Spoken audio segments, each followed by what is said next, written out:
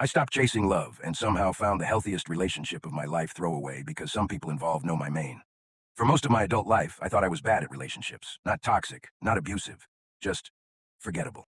I was always the person people dated between their real relationships, the safe option. The one who tried too hard, cared too much, and somehow still ended up alone. After my last breakup, something in me just shut down. It wasn't dramatic, no screaming, no cheating, just two people slowly realizing they wanted different futures. When it ended, I didn't cry much. I just felt tired. Tired of starting over. Tired of explaining myself. Tired of hoping someone would choose me the way I chose them. So I stopped dating. I deleted every app. I told my friends not to set me up with anyone. I focused on work, started going to the gym at weird hours, and learned how to enjoy being alone. For the first time, loneliness didn't scare me. It felt peaceful. That's when she showed up.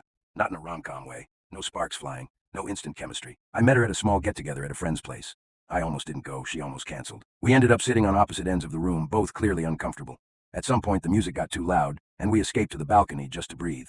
We talked about random things, bad jobs, embarrassing childhood stories, things we were passionate about but never admitted out loud. She had this way of listening, really listening, like she wasn't waiting for her turn to speak. When I made a joke, she laughed, and then added something smarter to it. When I talked about something serious, she didn't try to fix it. She just understood. We didn't exchange numbers that night.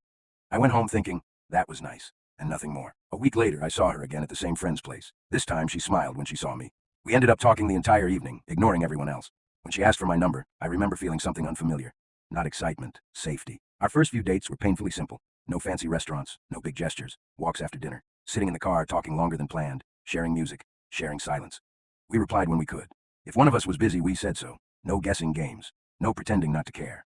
3 months in, I hit a low point. Work stress piled up. I started pulling away, not because of her, but because that's what I'd always done when life felt heavy. I expected her to notice and slowly disappear like everyone else had before. Instead, she asked me directly if I was okay. That conversation changed everything. I told her the truth, about my fears, about how I shut down, about how I didn't know how to ask for support without feeling weak. She didn't judge me. She didn't make it about herself. She stayed. And for the first time, I stayed too. We didn't become perfect after that. We argued sometimes, we misunderstood each other, but we never disrespected each other. We learned how to pause instead of react, how to listen instead of defend, how to choose the relationship even when it was uncomfortable. Slowly, life started to feel steady. 2 years later, we share a home. We cook together. We annoy each other. We support each other's dreams even when they're scary. Home isn't a place anymore. It's a person. Last month, I proposed. My hands were shaking. I had a whole speech planned, but I barely got through half of it before she said yes, crying and laughing at the same time.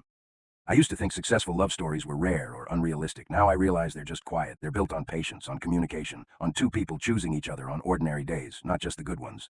I stopped chasing love, focused on myself, met someone naturally, communicated honestly, and built a relationship that feels like home. If you're tired of dating, you're not broken. Sometimes love finds you when you finally stop running from yourself.